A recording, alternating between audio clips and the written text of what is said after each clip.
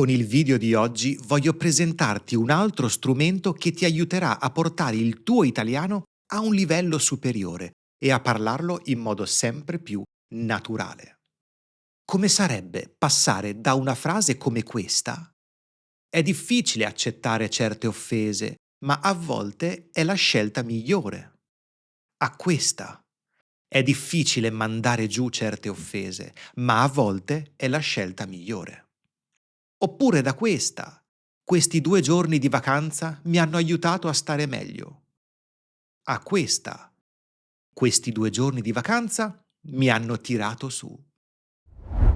Si tratta di un argomento molto affascinante e molto importante, quindi se desideri davvero comprendere questo argomento al meglio, ricevere esempi aggiuntivi rispetto a quelli che vedremo oggi e anche un esercizio di fissazione, ho preparato qualcosa per te. Se clicchi sul link che trovi nella descrizione di questo video o se inquadri questo codice QR con il tuo telefono, potrai ricevere un ebook completo sui verbi sintagmatici, questi verbi che vedremo oggi, che include le spiegazioni teoriche su questi verbi, le varie tipologie esistenti e tanti esempi. Inoltre riceverai anche un esercizio per fissare al meglio l'argomento di oggi, che, ripeto, ti aiuterà davvero a parlare in italiano in modo sempre più avanzato e naturale. L'argomento di oggi sono i verbi sintagmatici. I verbi sintagmatici sono costruzioni formate da un verbo più una particella, che spesso è un avverbio, per esempio su, giù, fuori, dentro, via, addosso. In un certo senso ricordano i phrasal verbs inglesi. C'è un verbo più una particella che cambia completamente, spesso, il significato del verbo stesso. Possiamo però distinguere 3 gruppi principali di questi verbi. Primo gruppo, i verbi in cui la particella indica semplicemente la direzione. mm? Precisa la direzione. Per esempio, andare dentro significa entrare o andare su significa salire. Andare giù significa scendere. Semplice. La particella indica solo la direzione. Secondo gruppo, ci sono dei verbi in cui la particella è pleonastica. Significa che non ha una vera funzione né a livello di significato né a livello grammaticale. Potremmo ometterla, eliminarla. Per esempio, molto spesso potresti sentire un italiano dire uscire fuori. Potremmo semplicemente dire uscire perché la direzione è già ricavabile dal verbo, no? Uscire fuori. Oppure entrare dentro. Entriamo dentro perché fa freddo. Scendere giù. Salire su. Mm? Sono ridondanti, non servono veramente. Nel parlato si sentono spesso, ma non aggiungono informazioni. E poi abbiamo il terzo gruppo, che è quello più importante, perché sono verbi che insieme alla particella acquisiscono un significato idiomatico, più figurato. Quindi la combinazione del verbo con la particella realizza un significato completamente nuovo e spesso decisamente poco intuitivo. Quindi il significato non è ricavabile dalla semplice somma delle 2 parole. Per esempio, dare addosso a qualcuno significa attaccare verbalmente o criticare duramente. Dare addosso a qualcuno.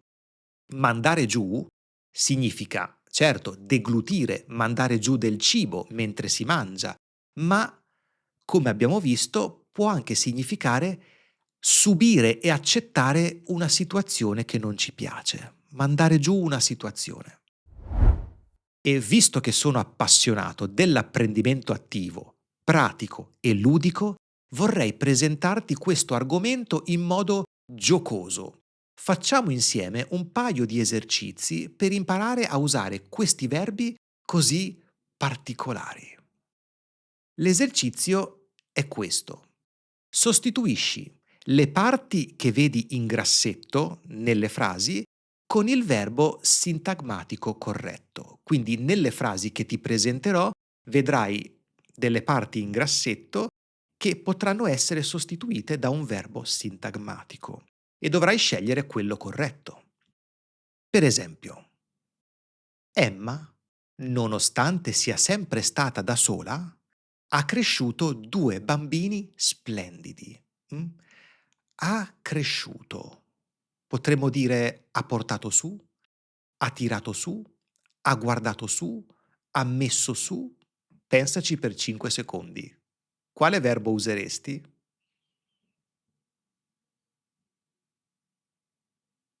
Emma ha tirato su 2 bambini splendidi. Tirare su può avere diversi significati. Può significare alzare, portare dal basso verso l'alto. Per esempio, tirare su le tapparelle, no? Per fare entrare la luce dalle finestre. Oppure tirare su dei libri che sono sul pavimento. Tirare su può significare anche costruire. L'azienda edile ha tirato su un palazzo maestoso. Ma significa anche crescere ed educare, quindi tirare su un figlio. Significa crescerlo ed educarlo, tirare su. Che comunque ha senso, no? Perché cresci un figlio. Vediamo degli altri esempi. I miei genitori hanno tirato su 2 figli educati e di sani principi. Con dei principi sani. Prima che arrivino gli ospiti, tiriamo su tutto questo sporco che c'è per terra. Tiriamolo su con la scopa o con l'aspirapolvere. Tirare su. Seconda frase. Dopo mesi di indagini, finalmente la verità è emersa. La verità è emersa. Potremmo dire che la verità è venuta fuori, è venuta meno, è passata sopra, è venuta su.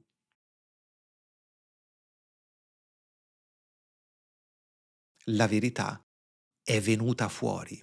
Questo è abbastanza chiaro, no? La particella indica la direzione del verbo. La verità è venuta fuori. Potremmo dire anche è venuta a galla. A galla significa sulla superficie dell'acqua. Venire a galla significa emergere, anche in senso figurato, come in questo caso. Venire fuori può avere semplicemente il significato di uscire. Per esempio, Giulio, vieni fuori. Tuttavia, nel nostro caso significa essere scoperto, venire alla luce, venire fuori. Terza frase. Con lo stipendio che riceve, Flavio fa fatica a mantenersi, fa fatica a pagare le spese per vivere. A mantenersi, quindi a sopravvivere, potrebbe essere sostituito da tirare avanti, stare indietro, tirare davanti, passare avanti. Flavio fa fatica a. Con questo stipendio Flavio fa fatica a tirare avanti. Tirare avanti significa riuscire a vivere nonostante le difficoltà. Indica proprio la situazione di una persona che resiste, sopravvive nonostante tutto, tirare avanti, riuscire a cavarsela comunque. Con le pensioni di oggi, molte persone anziane fanno fatica a tirare avanti, o fanno fatica ad arrivare alla fine del mese. Una cosa simpatica, molte volte quando qualcuno chiede a un italiano come stai, si potrebbe rispondere così, in modo poco ottimista. Si tira avanti. Oppure tiro avanti. Significa, sì, dai, ce la faccio, resisto, nonostante tutto. È un'espressione che io sento molto. Ma sì, dai, tiro avanti, si tira avanti. Quarta frase. Un automobilista distratto ha investito una signora anziana questa mattina. Fortunatamente la signora sta bene ed è uscita dall'ospedale. Ci tenevo ad aggiungere questo dettaglio. La signora sta bene. Investire qualcuno significa colpirlo violentemente, travolgerlo con un veicolo, quindi una macchina, una moto. Ha investito. Potremmo sostituire questo verbo con ha preso sopra, ha messo sopra, ha messo sotto, ha tirato dentro.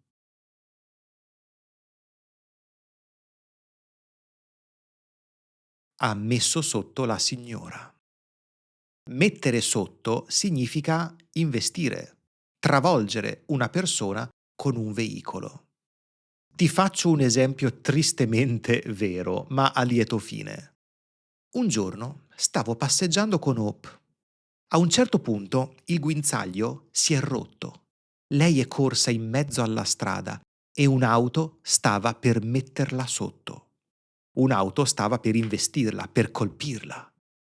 Fortunatamente l'autista ha frenato in tempo e mi ha insultato pesantemente. Era molto arrabbiato. Oppure, un automobilista ubriaco ha rischiato di mettere sotto un signore in bicicletta. Pam! Ma è andato tutto bene anche in questo caso. Prossima frase. Durante la discussione è apparso un dettaglio che nessuno conosceva. È apparso. In questo caso potremmo usare il verbo di prima, è venuto fuori, un dettaglio che nessuno conosceva, ma ti propongo un altro verbo. Qual è? È venuto su, è saltato fuori, è caduto fuori.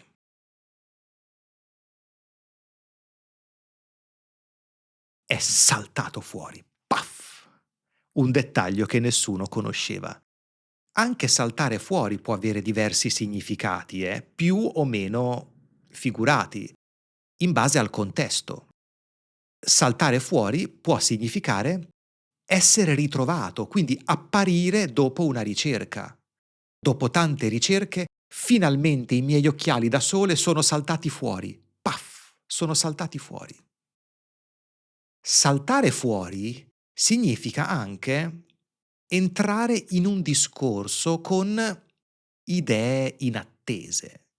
Per esempio, durante la discussione Enrico è saltato fuori con una proposta bizzarra.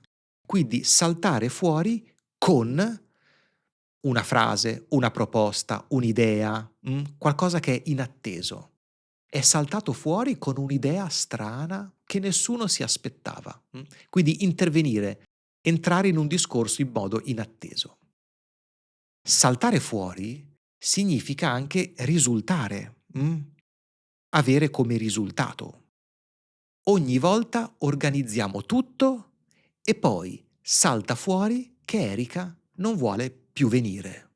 Salta fuori che Erika non vuole più venire. E poi emerge, che Erika non vuole più venire. Dopo le indagini è saltato fuori che l'uomo è innocente. Dopo le indagini si è scoperto, è risultato che l'uomo è innocente. Saltare fuori. Prossima frase. All'inizio Patrizia sembrava molto convinta di partire, poi il suo entusiasmo è finito, scomparso. Il suo entusiasmo è venuto meno?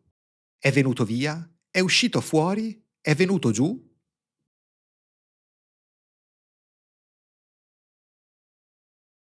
Poi il suo entusiasmo è venuto meno. Venire meno, un verbo bellissimo. Quando parliamo di qualcosa, significa cessare, finire, svanire, smettere di esistere. Dopo i primi giorni, l'entusiasmo per la vacanza è venuto meno. Pam, è scomparso, è finito. Prossima. Vorrei venire a Venezia con voi sabato, ma devo badare a mia nipote per tutto il fine settimana. Devo occuparmi di mia nipote per tutto il fine settimana, devo stare con lei. Badare a può essere sostituito con stare dietro a, rimanere dietro a, tirare dietro a, guardare dietro. a.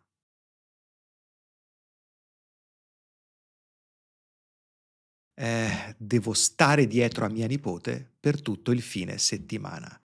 Stare dietro a qualcosa o a qualcuno, a seconda del contesto, ovviamente può significare badare a qualcuno, quindi occuparsi di qualcuno.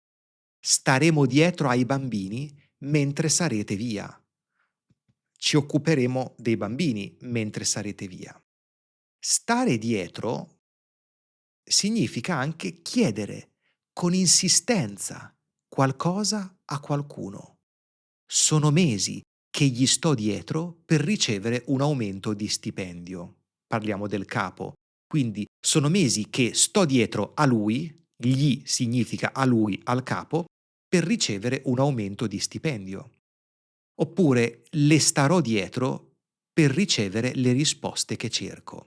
Quindi stare dietro a qualcuno significa proprio stargli dietro e insistere, no, per avere quell'informazione o quel risultato, no, immagina proprio una persona che sta dietro e insiste: dimmelo, dimmelo, dimmelo". Stare dietro significa anche seguire qualcosa con attenzione e con impegno, Per esempio, Alice sta dietro a quella ricerca da mesi, quindi si occupa di quella ricerca con impegno da mesi, mh.